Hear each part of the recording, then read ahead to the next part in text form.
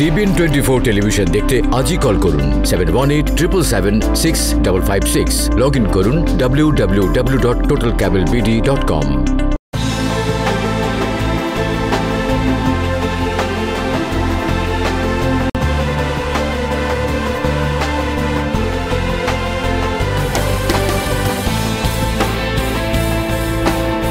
জানাচ্ছি TVN 24 television আয়োজিত নিয়মিত অনুষ্ঠান টিভিএন অ্যানালিসিস। আমি হাবিব রহমান আছি আপনাদের সাথে। আশা করি যে আপনারা যে যেখানে আছেন ভালো আছেন, সুস্থ আছেন, নিরাপদে আছেন টিভিএন 24 টেলিভিশনের সাথে, অর্থাৎ আমাদের সাথে।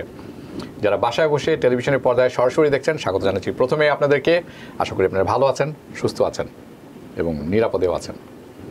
যারা ফেসবুক লাইভে দেখছেন এবং ইউটিউবে দেখছেন স্বাগত জানাচ্ছি আপনাদেরকে। আশা করি আপনারা সবাই ভালো আছেন। দয়া করে চ্যানেলটি সাবস্ক্রাইব করবেন, লাইক করবেন, শেয়ার করবেন, ডিসলাইক করবেন, কমেন্টস করবেন, যেটি আপনাদের পছন্দ, যাতে অন্যরাও জানতে পারে যেই সমস্ত জিনিস তাদের জানা দরকার। যদি আপনারা লাইক করেন স্পেশালি ইউটিউবে, তারা এটি তাদের অ্যালগোরিদমের মাধ্যমে অন্যদের সাথে শেয়ার করেন। আরেকটি কথা, এই টিভিএন 24 অনুষ্ঠান সমস্ত অনুষ্ঠান দেখতে, analysis, the views, the news দেখতে আপনারা সাবস্ক্রাইব করবেন টোটাল কেবল। চলুন শুরু করি অনুষ্ঠানের প্রথমেই যেমন শুরু করে থাকি আপডেট দিয়ে। আজও তার ব্যতিক্রম হবে না। আপনারা জানেন আজকে অনেক ড্রামা হয়েছে। প্রথম কথা হচ্ছে মিচ ম্যাকনেল, সেনেট লিডার, উনি বলেছিলেন যে আজকে রিপাবলিকান প্রপোজালটি সম্পূর্ণভাবে আনভেল করবেন, উন্মোচন করবেন সবার কাছে, ডেমোক্রেটদের কাছে, সবার কাছে। সেটি হয়নি। আপনারা আরও জানেন যে স্টিমুলাসের প্যাকেজ মানি তারা নির্ধারণ করেছেন $1 ট্রিলিয়ন, সেটিও গ্রহণযোগ্য হয়নি ডেমোক্রেটদের কাছে। কিন্তু এই স্টিমুলাস প্যাকেজের বেশ কিছু গুরুত্বপূর্ণ অংশ আছে যেটি আমি আপনাদের কাছে প্রথমেই তুলে ধরতে চাই। চলুন দেখে নিই কী কী আছে সেখানে। চলুন শুরু করি ট্রেজারি সেক্রেটারি স্টিভেন মনুচিন তার কাছ থেকে। ওকে, দয়া করে please keep this. Treasury secretary Steve Mnuchin উনি রিপাবলিকানদের বলেছেন এবং রিপাবলিকানরা বলেছেন তারা সাপোর্ট করেন second stimulus package. That's a good news. এবং এই ব্যাপারটিতে ডেমোক্রেটদের সাথেও কোনো তাদের মত পার্থক্য নেই এবং তারা ঠিক করেছেন এটি হবে $1200 ফর এভরি সিঙ্গল পারসন। সে ছোট হোক, বড় হোক, কলেজের স্টুডেন্ট হোক, না হোক, আন্ডার 18, ওভার 18, ডাজেন্ট ম্যাটার। 1200। শর্ত কি? শর্ত হচ্ছে কেয়ারস অ্যাক্টের আন্ডারে যেই সমস্ত শর্ত ছিল সেই সমস্ত শর্তই বলবৎ থাকবে এখানেও। অর্থাৎ তাহলে $75,000 for single person who file, যেটি পেয়েছিলেন $1,200, এখানেও সেটি হতে যাচ্ছে। ম্যারিড ফাইল জয়েন্টলি $150,000, সেটিও এখানে থাকতে যাচ্ছে। ডিফারেন্স হচ্ছে এখানে পার ফ্যামিলি একটা ক্যাপ তৈরি করা হয়েছে, অর্থাৎ আপ টু $6,000। যে পরিবারের সদস্য আছেন 5 জন তারা সবচেয়ে বেশি উপকৃত হবেন, কারণ 1200 times 5 is $6,000। এটি হচ্ছে ব্যাপার। কিন্তু আপনার 10 জন সদস্য থাকলে ওই $6,000 এটি সীমাবদ্ধ থাকে। এখানে এটির লিমিটেশন। এখন এটির ব্যাপারে দুদলীয় একটি ঐক্য আছে। সো এটি পাস হওয়ার সম্ভাবনা সবচেয়ে বেশি এবং পাস হবে এটি। চলুন দেখি পেরোল ট্যাক্স কাট। আপনারা জানেন প্রেসিডেন্ট ট্রাম্প পুশ করছিলেন পেরোল ট্যাক্স কাট এবং প্রথম থেকে বলে আসছিলেন পেরোল ট্যাক্স কাট না থাকলে, এমনও উনি বলেছেন উনি এই বিলটিতে ভেটো দিবেন। সেটি কী হয়েছে? সেটি পালে হাওয়া পায় নাই। ইভেন রিপাবলিকান সমর্থক যারা আছেন, রিপাবলিকান সেনেটর, তারাও এটি সমর্থন করেনি। তার বড় একটি কারণ হচ্ছে পেরোল ট্যাক্স কাটস সহজে ইমপ্লিমেন্ট করার জিনিস না। এটি ইমপ্লিমেন্ট করতে লাগবে 4 থেকে 8 সপ্তাহ। By the time payroll cuts implement হবে সেটি বাই এন্ড অফ সেপ্টেম্বর। এবং সেটি কেন হবে? সাধারণ মানুষের জন্য কথা হবে $30 per check. It does nothing. Okay, but আপনি যদি ধনী হয়ে থাকেন তখন সেই ক্ষেত্রে it does save you a lot of money. আরেকটি কাজ করে এটি, সেটি হচ্ছে এই পয়সা মেডিকেয়ার এবং এসএসআই থেকে সরিয়ে রাখবে। অর্থাৎ এসএসআই এবং মেডিকেয়ারের পয়সা যেটি যায় পেরোল ট্যাক্স থেকে, সেটি সেখানে যাবে না। That's dangerous. I think that's a slap on president Donald Trump's face. Even রিপাবলিকানসরাও সাপোর্ট করেননি। আরেকটি গুড নিউজ হচ্ছে সেলফ এমপ্লয়েড এবং পিপিপি যারা আছেন, সেলফ এমপ্লয়েড যারা আছেন তাদের জন্য ভেরি গুড নিউজ। কারণ ট্রেজারি সেক্রেটারি স্টিভ মনুচিন বলেছেন this proposal would allow small business and the self employed to apply for forgivable loan, PPP forgivable loan. দুটি শর্ত থাকতে হবে সেখানে। একটি, আপনার বিজনেস সেটির কোনো মতেই এমপ্লয় থাকতে হবে 300 আপ টু 300 অর্থাৎ 300 এর নিচে থাকতে হবে, এর উপরে যেতে পারবে না। আরেকটি হচ্ছে আপনাকে প্রমাণ করতে হবে যে আপনার বিজনেস ডিউ টু কোভিড, এই কোভিড-19 কারণে, প্যান্ডামিকের কারণে ইনকাম লস হয়েছে 50%। এই দুটি যদি প্রমাণ থাকে শর্ত, তাহলে এই নতুন স্টিমুলাস চেকের নতুন স্টিমুলাস প্যাকেজের আন্ডারে আপনি পেতে পারেন forgivable PPP loan. I think this is a good, very good news, এবং this is very good news আমি মনে করি। কারণ সেলফ এমপ্লয়েড যারা আছেন, স্মল বিজনেস আছেন, তাদের সামনে কঠিন দিন আসছে।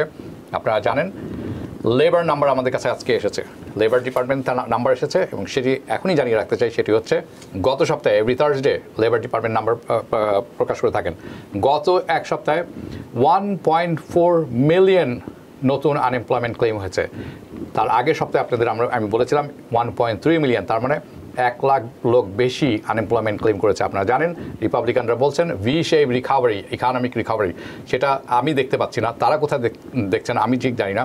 কারণ ভি শেপ রিকভারি যদি হতে থাকে, ইকোনমিক রিকভারি, তাহলে কি হতো?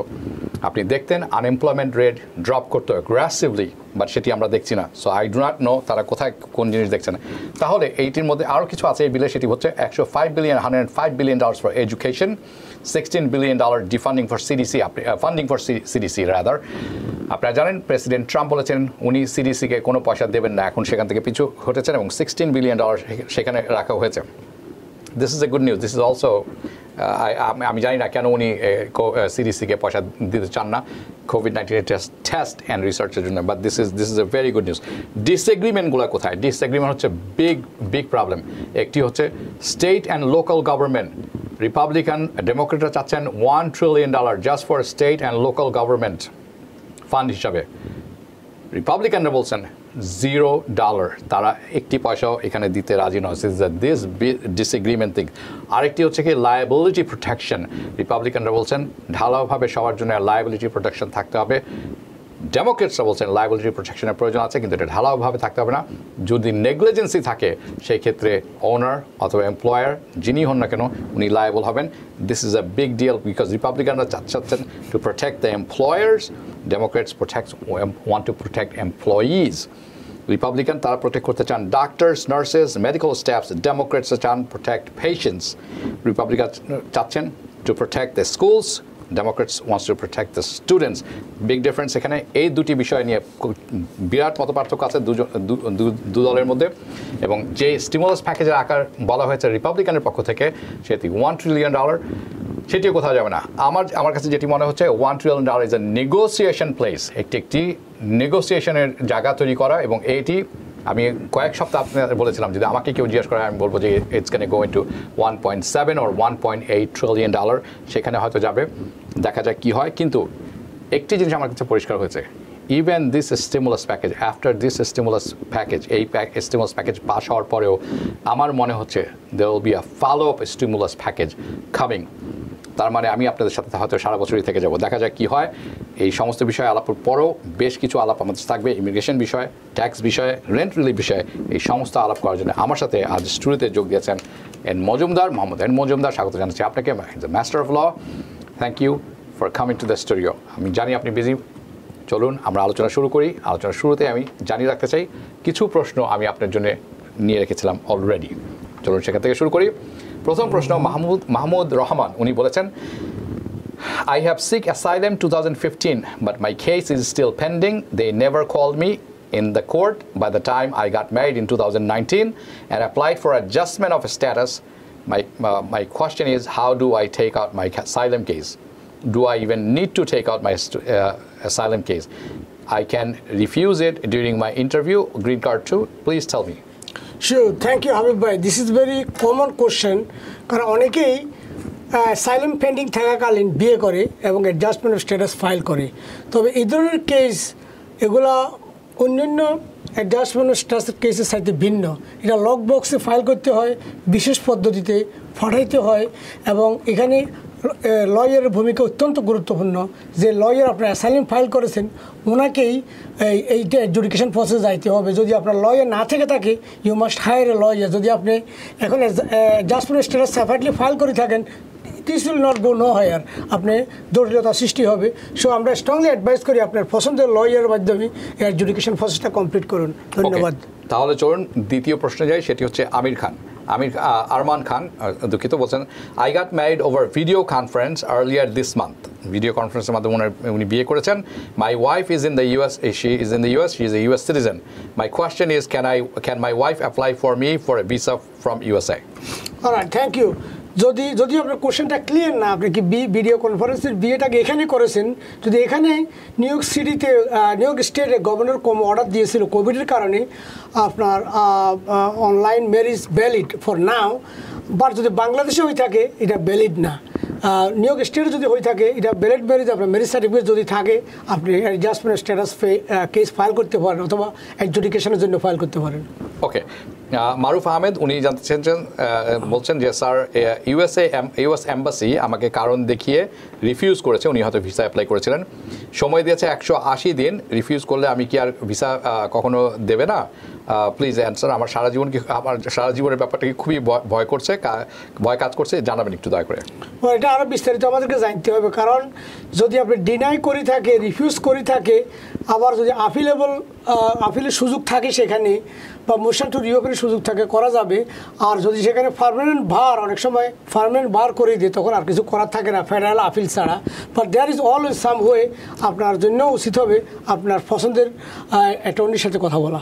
আচ্ছা, চলুন পরবর্তী শাহজালাল রহমান উনি জানতে চেয়েছেন, আমি একজন অ্যাসাইলাম সিকার, আমি 2016 সালে অ্যাপ্লাই করেছি, এখনও ইন্টারভিউ পাইনি, কবে ইন্টারভিউ হবে এবং রেস্ট্রিকশন রুলে কি আমার ক্ষতি হবে?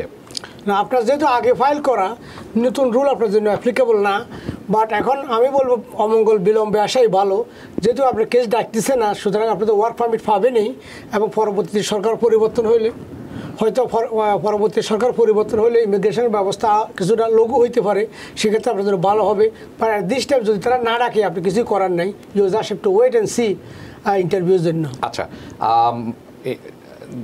যুবরাজ আহমেদ এই প্রশ্ন করেছেন যে আমি গ্রিন কার্ড হোল্ডার, আমার ওয়াইফ এবং মেয়ের জন্য অ্যাপ্লাই করেছিলাম 2017 সালে, এখন কেসটি কোয়ালিফাই হয়ে গিয়েছে, ইন্টারভিউর জন্য অপেক্ষা করছি, কিন্তু 2022 সালের 7/22/2020 আমার কাজটি চলে যায়, ওনার কাজ চলে গেছে।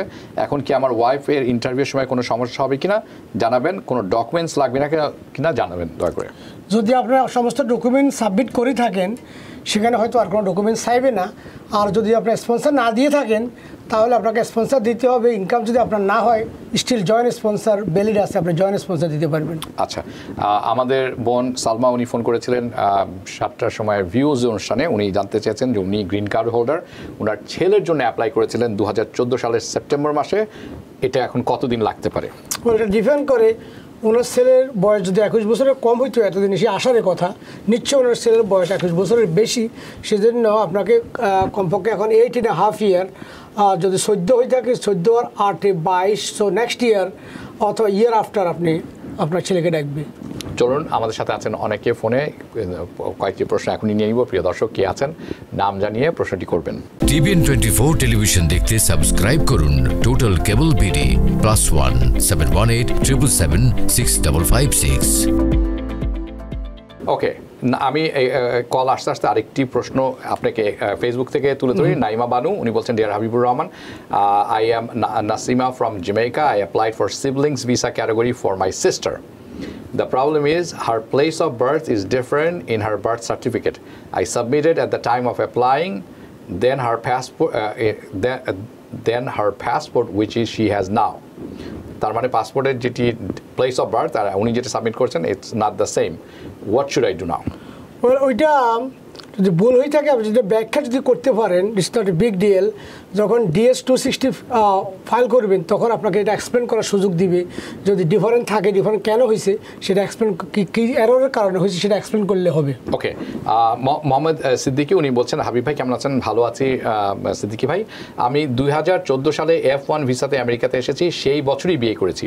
আমার স্ত্রী গ্রিন কার্ডধারী অবস্থায় 2004 সালের জুলাই আমার জন্য অ্যাপ্লিকেশন করেন। 2016 সালের অগাস্ট মাসে আমার স্ত্রী ইউএস সিটিজেনশিপ পান। 2016 সালে অক্টোবর মাসে আমি 10 বছরের গ্রিন কার্ড পাই। প্রশ্ন হচ্ছে কতদিন পরে আমি সিটিজেনশিপের অ্যাপ্লিকেশন করতে পারবো? ওয়েল গ্রিন কার্ড পাওয়ার পর থেকে আপনার ওয়াইফ যেহেতু সিটিজেন তখন 3 ইয়ার্সের ভিতরে আপনি অ্যাপ্লাই করতে পারবেন। আচ্ছা, ঠিক আছে, চলুন পরবর্তী প্রশ্নে যাই। কে আছেন নাম জানিয়ে প্রশ্নটি করবেন। আসসালামু আলাইকুম। হ্যাঁ, ওয়ালাইকুম সালাম, শুনছি, বলুন। হাবিব ভাই, কাজী সাহেব বলছিলাম ব্রঞ্জ থেকে। হ্যাঁ হ্যাঁ, কাজী সাহেব বলুন। আমার আন্টি থাকে বাংলাদেশে, ওনার মেয়ে আমেরিকার সিটিজেন। এখন উনি ইন্ডিয়া গেছিল চিকিৎসার জন্য, পাসপোর্ট বানায় ফেলাইছে। তো ওনার জন্ম ডেট ছিল 1981, কিন্তু তার মেয়ের জন্ম ডেট হলো 1992। তো এখানে প্রায় 12 বছরের ডিফারেন্ট হয়। এখন ও যদি অ্যাপ্লাই করে ওর মার জন্য, মানে আমার আন্টির জন্য, তাহলে কোনো সমস্যা হবে কিনা? হ্যাঁ, সমস্যা, ঠিক আছে, ধন্যবাদ আপনাকে। সমস্যা হইতে পারে, ইমিগ্রেশন কনসুলার অফিসার এটা দেখেন সাসপেক্ট যে এত আর্লি এই যে তার বাচ্চা হলো কিনা, but in the real life it is possible. 12 বছর বয়সেও মহিলাদের প্রজনন ক্ষমতা অনেক সময় অনেক ক্ষেত্রে থাকে। আচ্ছা, চলুন পরবর্তী প্রশ্নে যাই। প্রিয় দর্শক, কে আছেন নাম জানিয়ে প্রশ্নটি করবেন। TVN 24 টেলিভিশন দেখতে সাবস্ক্রাইব করুন টোটাল কেবল বিডি +1 718 777 6556। প্রিয় দর্শক, কে আছেন নাম জানিয়ে প্রশ্নটি করবেন। হ্যালো। হ্যাঁ জি, শুনছি। হ্যালো, আচ্ছা, আমি নাহিদ বলছিলাম জামাইকা থেকে। বলুন। যে আমার প্রশ্ন ছিল 3টা। প্রথম প্রশ্ন হচ্ছে যে আমি আমার বোনের জন্য অ্যাপ্লাই করেছিলাম কিছুদিন আগে, ওই যে রিকোয়েস্ট ফর এভিডেন্স এসেছিল, সেটা সাবমিট করা হয়েছে। জি। এখন সেটা অ্যাপ্রুভ হতে কতদিন লাগবে? নাম্বার 1। আচ্ছা। নাম্বার 2 হচ্ছে আমার আম্মা এখানে আছেন অনেকদিন যাবত, আমেরিকান সিটিজেন, উনি ডিসেবিলিটি পাচ্ছেন, ডিসেবিলিটি বেনিফিট পাচ্ছেন। তো আম্মা আমার খালার জন্য অ্যাপ্লাই করেছেন, সেটা কি হবে বিকজ অফ পাবলিক অ্যাসিস্ট্যান্স আমার আম্মা পাচ্ছে সেজন্য? এটা একটা প্রশ্ন। আর থার্ড প্রশ্ন হচ্ছে যে এই যে স্টিমুলাস চেকে, আমার আম্মা তো আমার বোনের ডিপেন্ডেন্ট হিসেবে আছে ব্যাক সাইডে, আমার আম্মা কি স্টিমুলাস চেকের কোনো বেনিফিট পাবেন কিনা? আচ্ছা, ধন্যবাদ আপনাকে। অলরাইট, সো প্রথম কোশ্চেনটা, আপনার প্রথম প্রশ্নটা একটু রিপিট করবেন প্লিজ। প্রথম কোশ্চেনটা ছিল, আচ্ছা আচ্ছা, প্রথম প্রশ্ন আমার নিজের মনে নেই, কারণ 2-3টে প্রশ্ন থাকলে যেটি হয়, ওনার মা যিনি আছেন ওনার বোনের জন্য অ্যাপ্লাই করেছেন, করতে চাচ্ছেন, এখন উনি SSI পান। Is that a problem? So এটা পাবলিক চার্জ আর আওতায় হবে, তবে আপনার আম্মার জন্য জয়েন্ট স্পন্সর আপনারা নিতে পারবেন, এবং যিনি বাংলাদেশ থেকে আসবেন তার জন্য সেখানে বন্ড দেওয়ার প্রসেস আছে। যে ব্যক্তি আসবে ওনার যদি শিক্ষাগত যোগ্যতা বেশি থাকে, ইয়াং এজ থাকে, মেবি ওয়েভার অ্যাপ্লিকেবল ওর জন্য আসতে পারে। সুতরাং আশা করা যায় আপনার আম্মার স্পন্সারে ওনার ভাইরা আসতে পারবে। আচ্ছা, উল্লাহ আক্তার, আপনার প্রশ্ন আমি নিয়েছি, প্রশ্ন উত্তর পাবেন কিছুক্ষণের মধ্যে। দর্শক, আমাদের যেতে হচ্ছে ছোট্ট একটি বিরতিতে, আপনারা যাবেন না কোথাও। TVN 24 টেলিভিশন দেখতে আজই কল করুন 718 777 6556। লগ ইন করুন www.totalcablebd.com। বিরতির পর পুনরায় স্বাগত জানাচ্ছি। আমি হাবিব রহমান আছি আপনাদের সাথে, এবং আমার সাথে আছেন Mohammad N Majumdar, master of law, এবং আপনারা দেখছেন TVN অ্যানালিসিস। বিরতিতে যাওয়ার পূর্বে আমি বলেছিলাম 2টি প্রশ্ন আমি নিয়ে রেখেছি, একটি হচ্ছে উল্লাহ আক্তার এবং আরেকটি হচ্ছে স্বর্ণা দাস। আমি উল্লাহ আক্তার, আপনার প্রশ্নটি তুলে ধরতে চাচ্ছি। মাই ড্যাড, আমি জানি লাস্ট কোশ্চেন হচ্ছে ওনার ড্যাড হলো আরেকজনের ডিপেন্ডেন্ট, উনি স্টিমুলাস চেক পয়সা পাবেন কিনা? Oh, thank you, please finish it. So stimulation package পাইতে হলে আপনাকে ট্যাক্স পেয়ার হইতে হবে, তো ট্যাক্স পেয়ার যেহেতু না, উনি পাবেন না। আচ্ছা, তো এটি একটি ব্যাপার। আরেকটি ব্যাপার হচ্ছে উল্লাহ আক্তারের প্রশ্নটি আমি তুলে ধরবো। My dad applied for my sister 2011, how long will it take? My dad is a US citizen, my sister is married. So merit যদি হয়ে থাকে এটা 2011, অ্যান্ড আশা করা যাচ্ছে এটা নেক্সট ইয়ারে প্রায়োরিটি ডেট আসবে, বাট মেলের দিকে খেয়াল রাখতে হবে। অনেক সময় মেল মিস হয়, অনেক সময় ইমেল রং থাকে, সেটা আপনাকে খেয়াল রাখবেন। আপনার maturity date next year. Okay, so Sharna Dashe, unar proshno hocche, my mother applied for my sister when my mother was a green card holder. Then my sister got married in 2012 and my mother became citizen in 2015. By the time the NVC sent us paper to pay the fees, we notified them my sister got married. Then NVC sent all paperwork back to USCIS and we sent the marriage certificate of my sister again to USCIS. In March, USCIS asked for more paperwork.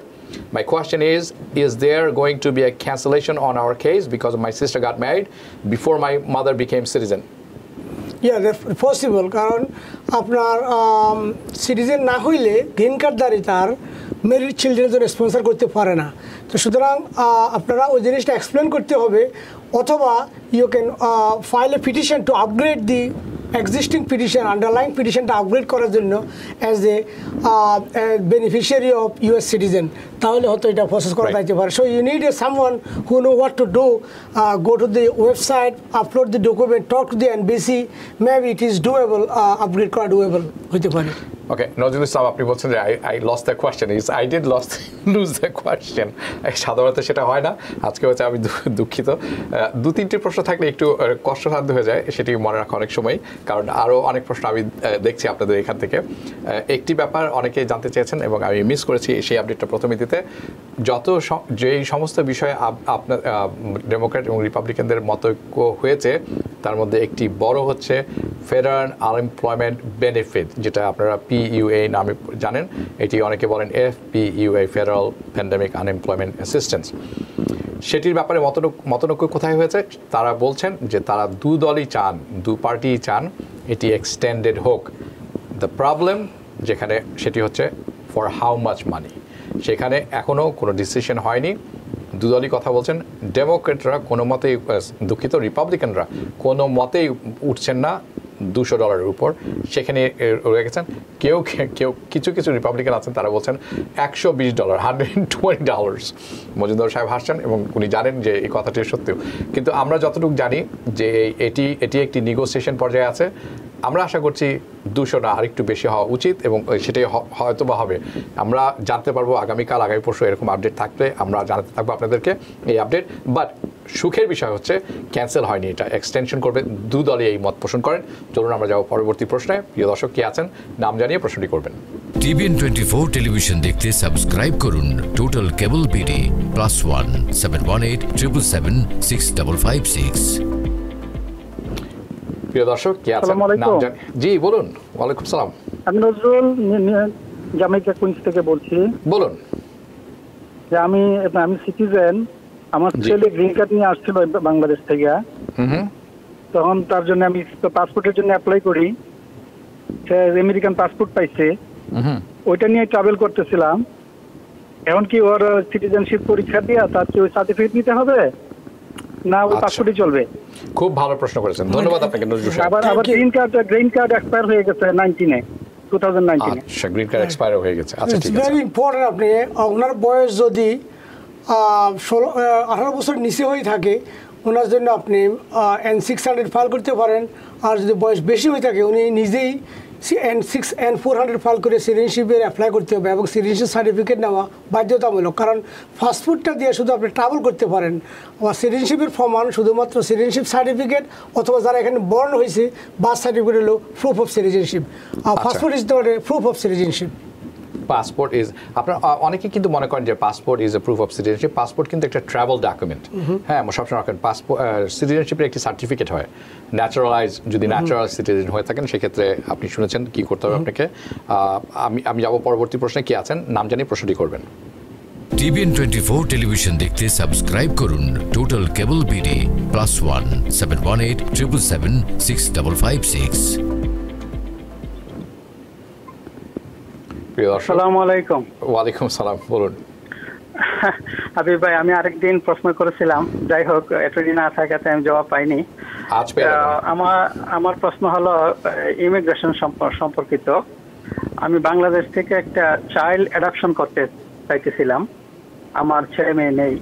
তো দুইটা প্রশ্ন আমার। প্রথমটা হলো যে US ইমিগ্রেশনে অরফান child কাদের বোঝায়? দ্বিতীয় প্রশ্ন হলো সারভাইভাল প্যারেন্টস, বা বাংলায় যেটা হয়তো আমি বলছি অতি দরিদ্র মাতা পিতা বর্তমান, তারা যদি টেক কেয়ার করতে না পারে এই ধরনের চাইল্ডকে অ্যাডাপ্ট করা যাবে কিনা? আচ্ছা, ধন্যবাদ আপনাকে। Thank you.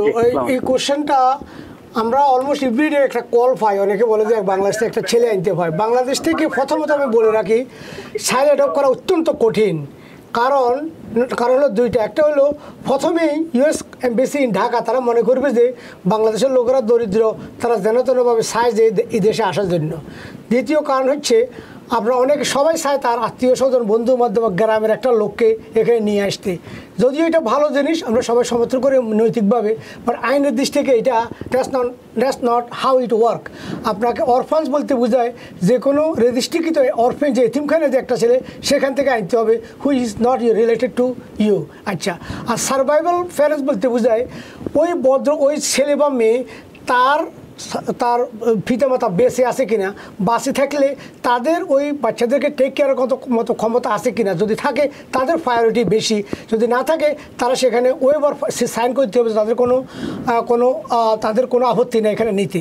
আচ্ছা, যদি এগুলো আপনি করতে পারেন, এরপর এখানেও সেম থিং, আপনাকে প্রমাণ করতে হবে যে আপনি বাংলাদেশ থেকে আসা এই লোকটা এখানে মেডিকেড খাবে না, মেডিকেয়ার খাবে না। আপনাকে প্রমাণ করতে হবে যে আপনি যুক্তরাষ্ট্রে 30 বছর থাকেন, কোনো মেডিকেড খান নাই, মেডিকেয়ার খান নাই।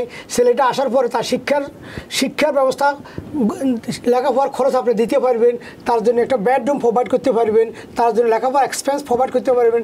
এই রিকোয়ারমেন্ট আপনাকে মিট করতে হবে। ইন এডিশন টু আপনাকে বয়স হইতে হবে লেস দেন 45। আপনার বয়স যদি আমাদের মতো 55 এন্ড এইজ হন, ইউএস ইমিগ্রেশন ল অ্যালাউ করবে না যে আপনি বৃদ্ধ বয়সে আর একটা ছেলেকে আনিয়া নেবেন। So therefore is a huge criteria. আপনাকে নিরুৎসাহিত করতেছি না, যদি আপনি হয়তো সব মিট করতে পারবেন। আপনার জন্য যারা অ্যাডপশন লয়ের উপরে প্র্যাকটিস করে, ভেরি রেয়ার, ম্যানাটনে কয়েকটা লয়ার আছে এরকম, আমি অনেক সময় এক্সপার্ট ওপিনিয়ন দিয়ে থাকি, ওখানে দেখছি they can do it, fee is very high, be careful. এই ফিগুলো দিয়া আপনার কাজ হবে কিনা খুব কেয়ারফুলি আগাইতে হবে। ধন্যবাদ আপনার প্রশ্নের জন্য। আচ্ছা, ধন্যবাদ আপনাকেও। পুতুল, আপনি প্রশ্ন করেছেন ফেসবুকে যে গোয়েন গিফটের লুঙ্গি পাওয়া যায় কিনা। আমি আসলে জানি না, আপনাদের জন্য হয়তো আমি জিজ্ঞেস করে নিব, পরবর্তীতে আপনি জানতে পারবেন। আচ্ছা, আমি যখন পরবর্তী প্রশ্নে কে আছেন নাম জানিয়ে প্রশ্নটি করবেন। TVN 24 টেলিভিশন দেখতে সাবস্ক্রাইব করুন টোটাল কেবল বিডি +1 718 777 6556। প্রিয় দর্শক, কে আছেন? হ্যালো, আসসালামু আলাইকুম। হ্যাঁ, ওয়ালাইকুম আসসালাম, শুনছি, বলুন।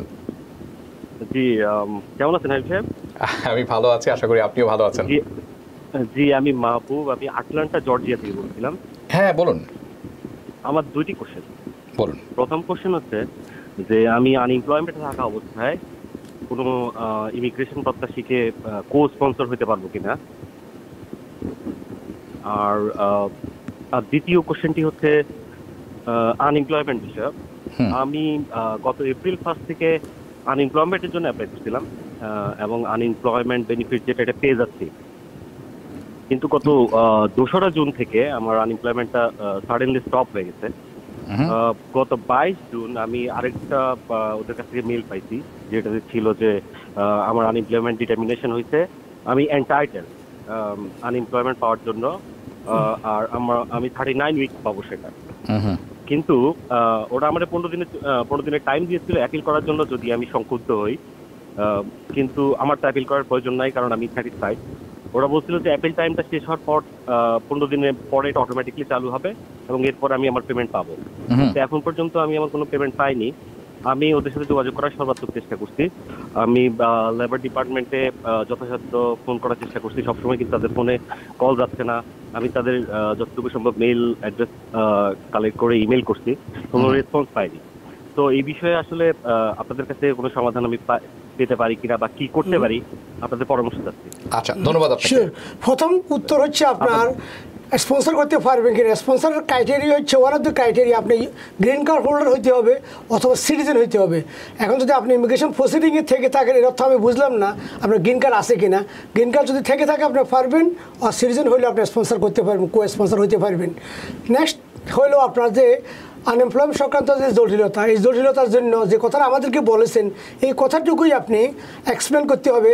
আপনি যখন লগ ইন করবেন দেখবেন ইনবক্সে যাবেন, ইনবক্সে গিয়ে সেখানে দেখবেন মেসেজ অপশান আছে, ওখানে কোনো মেসেজ থাকলেও মেসেজটা উত্তর দেবেন। যদি মেসেজ কোনো না থাকে সেখানে নিউ মেসেজ কম্পোজ করবেন। কম্পোজ করবে, সেখানে 2বার লিখবেন আপনি এলিজিবিলিটি কোশ্চেন।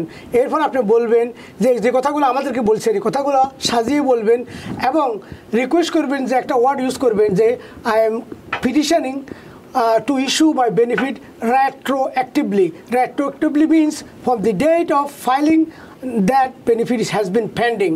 তো এটা দেওয়ার পর দেখবেন আপনাকে লিঙ্ক দিবে to recertify for the unclaimed benefit, unclaimed week, যে সমস্ত উইকগুলো আগে ডিফেক্টিভের কারণে করেন নাই বা তাকে দেওয়া হয় নাই। সুতরাং আপনি কেয়ারফুলি যে ইমেলটা করবেন, ভালোভাবে লিখবেন, এটা সমাধান হবে। যখন ইমেল, কারণ যেহেতু যোগাযোগ করা একমাত্র বেস্ট অপশান হচ্ছে ওখানে ইমেল দেওয়া। আশা করি আপনার উত্তর দিয়েছি। হ্যাঁ, এবং আমার দেখা মতে অ্যাটলান্টা এবং টেক্সাস তাদের লেবার ডিপার্টমেন্টে ফোন করে পাওয়া অলমোস্ট অসম্ভব, খুব কঠিন। যেটি এখন শুনলেন সেটি প্লিজ সেটি করবেন আপনি। হ্যাঁ, আমি আরেকটি প্রশ্ন নিব। প্রিয় দর্শক, কে আছেন নাম জানিয়ে। TVN 24 টেলিভিশন দেখতে সাবস্ক্রাইব করুন টোটাল কেবল বিডি +1 718 777 6556। প্রিয় দর্শক, কে আছেন? Hi, Habib uncle. Hello, how are you? Hello. Yes. Yeah. Shunchi. So I'm a friend, and I have a question like about unemployment. Okay. So I'm a student and I work part time at a mall, and my company open, but I'm not going to work for now. And my unemployment is actually PUA, not UI. And since it's a big company, like it's a Marshall Mall, so they have like a lot of employees. So I wanted to take a little time for not to go to work. I work like very less, part-time, 1 or 2 days. So is it fine for me, like if I go to work a little bit later? Okay.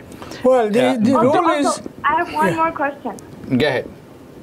And when I go to work, you know, since I have PUA, they don't have this option like, have you recently went to work or no? Like this option, they don't give this option. So if Correct. I go to work, if I'm only going to say that, have you worked, that question, I'm going to just say like how many days I have worked, that's it, right? Which state is this? Sorry? Which state of the United States? New York. New York. Okay. All right. Good. Afrin, Mom, listen. Mr. Mojumdar is going to explain to you. After that, I'm going to say a few things. So I want you to listen to this carefully, okay? Okay, thank you. You're welcome. All right, so New York State Labor Department rule is if the employer offer you a job and you deliberately or willingly refuse to go to work, you are not entitled for any unemployment. Pandemic is also based on your state. If you are eligible for this state, then you are eligible for the pandemic. So therefore, if you tell the truth, then you are not entitled for any unemployment. But a lot of people mistakenly answer the wrong answer, and also they get their money. And I like to warn everyone that if you answer the question, positive question negatively, negative question positively, and for somehow you get the money, after 3 or 4 years, maybe they will ask for your money back. So once again, if the job is available, you're supposed to join the work, not claim unemployment. Okay. And our friend, in my opinion, since you are working very less and you're a part-time student also, pandemic unemployment was given to you because you did not qualify for unemployment, regular unemployment. So therefore, you have very less chance to play with it. I would say keep the way it is, do what you're doing, but don't play with it too much because you don't have much room. I hope you understand my question, okay? Thank you for your question. I have 2 questions that I already took. One, I'm going to very quickly. My uncle is a green card holder. He applied for his unmarried son, who's 21 years old in 2013. He got his letter from USCIS in 2019, November, that his son's case has been approved. After that, they have not received anything from NVC. He emailed NVC twice, but has not heard back from them. All right, so since he's under 21... No, he's over 21. 13. So he's over 21. Oh, over 21. Since he's over 21, you have to wait at least 2 more years, 2 to 3 more years, because time period is 7 to 8 years for the green card holders. Okay. children who are over 21. ওকে ঠিক আছে খুব দ্রুত কাউসার আলম উনি জানতে চাচ্ছে ভাই আমার এখানে অ্যাসাইলাম কেস আছে বাট আমার ওয়াইফ সিটিজেন আমার 3 বছরের একটি বাচ্চা আছে এখানে অ্যাডজাস্টমেন্ট করতে কি পারবো এখানে থেকে নাকি কি করতে হবে Yes, US citizen adjustment of status available. Once again, এটা ইতিপূর্বে একবার আমি বলেছি, but that has to go through the court process. You have to file a motion to discontinue the asylum case and to put the adjustment of status on calendar. Judge has to adjudicate it and a lawyer has to go to the court for you. It's very complicated and make sure you have a lawyer for this. And Majumdar আপনাকে অসংখ্য ধন্যবাদ আপনার মূল্যবান সময়ের জন্য মূল্যবান বক্তব্যের জন্য প্রশ্নোত্তর পর্বের জন্য আপনার সাথে পরবর্তীতে দেখা হবে দর্শক আপনারা যারা এতক্ষণ অনুষ্ঠান দেখছিলেন আমাদের সাথে থাকার জন্য আপনাদেরকে সবাইকে অসংখ্য ধন্যবাদ আশা করি অনুষ্ঠানটি ভালো লেগেছে অনেক অনেক আপডেট থাকবে আমাদের হাতে আগামীকাল আমি মনে করছি অনেক প্রশ্ন আছে রব্বানি সাহেব একটি প্রশ্ন করেছেন আমি দেখে রেখেছি আশা করব এই প্রশ্নগুলোর উত্তর আগামীকাল আমরা দিতে পারবো আপনারা যে যেখানে থাকবেন ভালো থাকবেন সুস্থ থাকবেন নিরাপদে থাকবেন TVN 24 টেলিভিশনের সাথে এবং TVN 24 টেলিভিশন দেখতে সাবস্ক্রাইব করবেন টোটাল কেবল সবাই ভালো থাকবেন শুভরাত্রি